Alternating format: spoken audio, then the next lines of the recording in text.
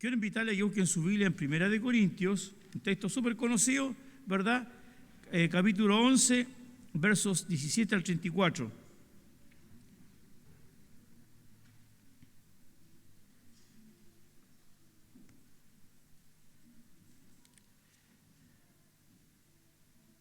Dice: pero al anunciaros esto que sigue, no os alabo, porque no os congregáis para lo mejor, sino para lo peor. Pablo está escribiendo a los hermanos de Corintios y lamentablemente lo que les va a decir, dice, no es para alabanza de ustedes, sino más que nada para corregirlos. Porque dice, no os reunís para lo mejor, sino para lo peor. Pues, en primer lugar, cuando os reunís como iglesia, oigo que hay entre vosotros divisiones, y en parte Pablo dice, lo creo, porque es preciso que entre vosotros haya disensiones, para que se hagan manifiestos entre vosotros los que son aprobados. Cuando pues os reunís vosotros, esto no es comer la cena del Señor, porque al comer cada uno se adelanta a tomar su propia cena. Entonces Pablo aquí, ¿no es cierto?, escribe a los corintios diciendo de que no les escribe para alabarlos, sino para corregirlos, ya que el propósito para reunirse como iglesia no conlleva el profundo deseo y sentir de unirnos, de estar en un mismo sentir, sino dice que hay divisiones entre los hermanos de Corinto, y creo que eso tampoco es la excepción de hoy día, cuando hay espíritus de superioridad, cuando yo creo que sostengo la mejor doctrina, cuando yo pienso que mi punto de vista está por sobre lo que la iglesia enseña, cuando yo pienso, ¿no es cierto?, que yo debo imponer lo que yo creo, aunque la iglesia, ¿no es cierto?, esté, ¿no es cierto?, enseñando de una manera, entonces el propósito de la reunión no es la unidad en el espíritu, sino, ¿no es cierto?, es una división. Y Pablo entonces les corrige por este asunto. Y dice, o menospreciáis la iglesia de Dios. Entonces, os alabaré, en esto no os alabo. Entonces Pablo aquí dice que no debemos despreciar la iglesia del Señor. Hay un sentido comunitario, ¿verdad? Y cada iglesia tiene, ¿no es cierto?, sus fortalezas y también tiene sus debilidades. Pero del momento que yo participo de una iglesia, debo, ¿no es cierto?, aceptarla con sus fortalezas y con sus debilidades. Y tristemente en este último tiempo hay una tendencia a cuestionar y a criticar las debilidades por sobre las fortalezas, de ver lo negativo en vez de ver, ¿no es cierto?, lo positivo, de ver lo hermoso, ver lo lindo que el Señor ha hecho. Y luego Pablo entonces empieza a enseñar acerca de lo que es la cena del Señor. Porque yo recibí del Señor lo que también os he enseñado, que el Señor Jesús, la noche que fue entregado, tomó pan, y habiendo dado gracias lo partió y dijo, tomad, comed, esto es mi cuerpo que por vosotros es partido, hace esto en memoria de mí. Asimismo tomó también la copa, y después de haber cenado, diciendo, esta copa es el nuevo pacto en mi sangre, hace esto todas las veces que la bebieres en memoria de mí. Así pues, todas las veces que comieres este pan y bebieres esta copa, la muerte del Señor anunciáis hasta que Él venga.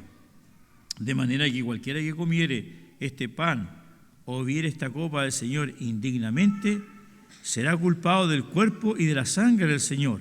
Por tanto, pruébese cada uno a sí mismo y coma así del pan y beba de la copa. Porque el que come y bebe indignamente sin discernir el cuerpo del Señor, juicio come y bebe para sí. Por lo cual también hay muchos enfermos y debilitados entre vosotros y muchos duermen. Si pues nos examinásemos nosotros mismos, no seríamos juzgados, mas siendo juzgados somos castigados por el Señor para que no seamos condenados con el mundo. Así que, hermanos míos, cuando os reunáis a comer, esperaos uno a otro, y en unidad hacerlo. Entonces, hemos dicho muchas veces que la cena del Señor, ¿no es cierto?, es una representación de la muerte del Señor Jesucristo por nuestros pecados.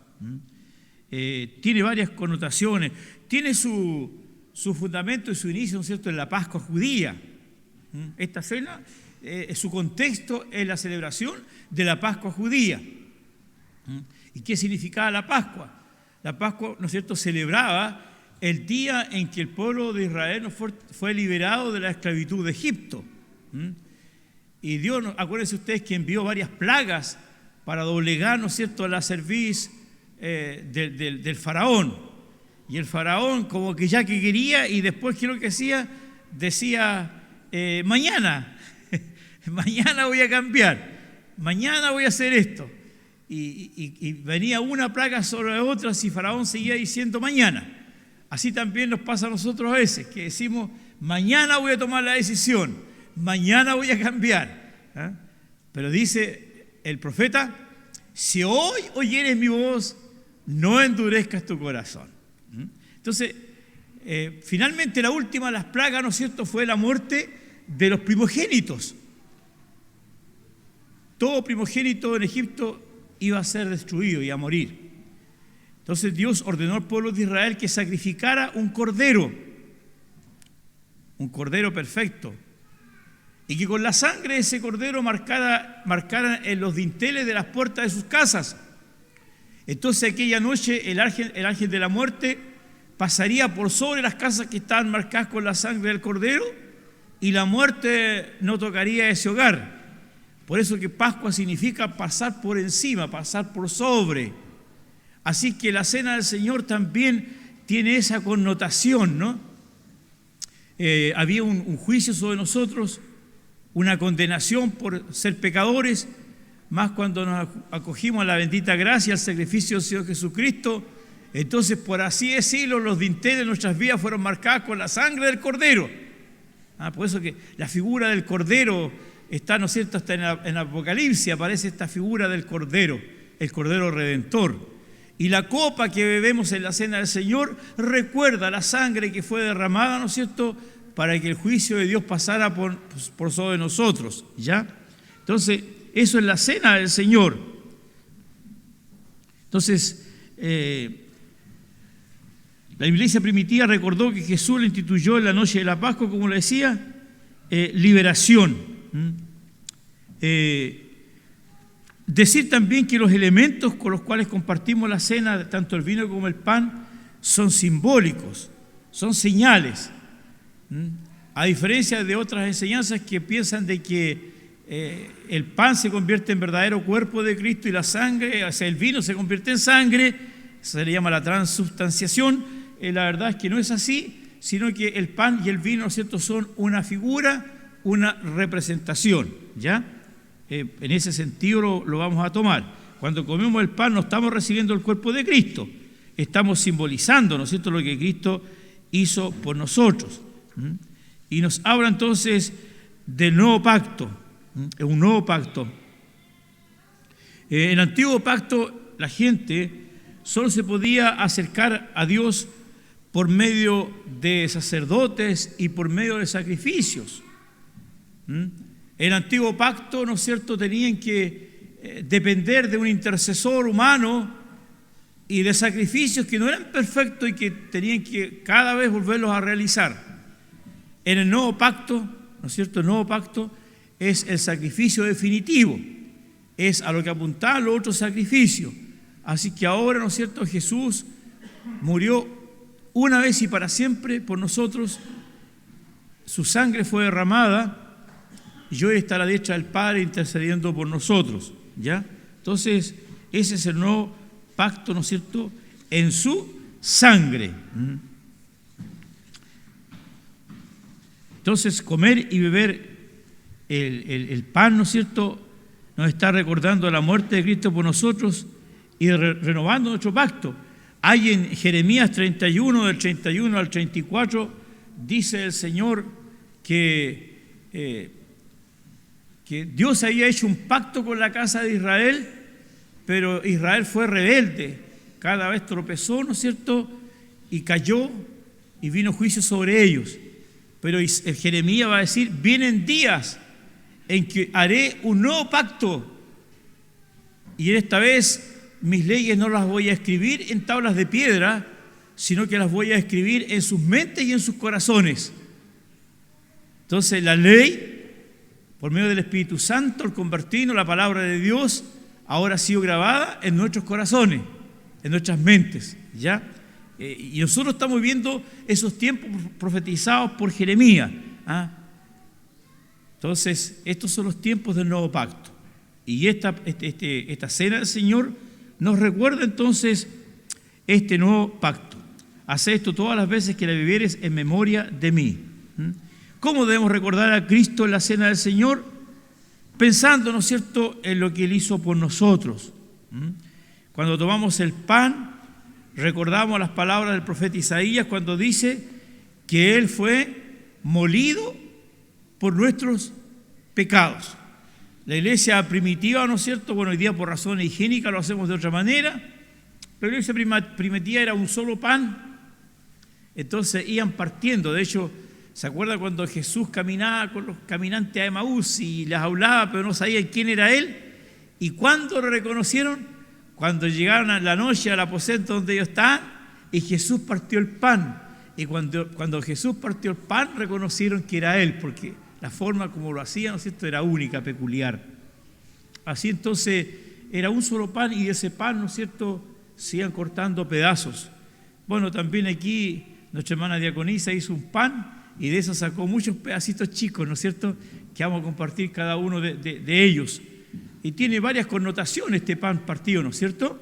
Por un lado, ¿no es cierto?, nos habla de un solo cuerpo, la iglesia es un solo cuerpo, pero a su vez somos varios, no somos muchos los que componemos, ¿no es cierto?, la iglesia, ¿ya? Entonces cada pancito que comamos nos representa a nosotros mismos como parte del cuerpo de Cristo. La Biblia también nos enseña que Cristo, ¿no es cierto?, es la cabeza y que nosotros la iglesia somos su cuerpo, ¿verdad? Así que todas esas figuras tienen, pero lo más lindo, ¿no es cierto?, cuando dice Isaías que nuestro Señor fue molido por nuestros pecados. Yo toda vez que tomo el pan y lo masco, pienso en el cuerpo de Cristo molido en la cruz del Calvario por nuestros pecados, ¿ya? Entonces, pero también, ¿cómo debemos participar de la cena? Con una actitud de arrepentimiento, ¿verdad?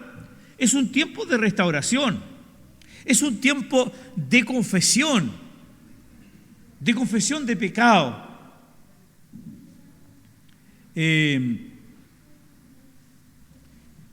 El Señor es omnisciente, ¿no?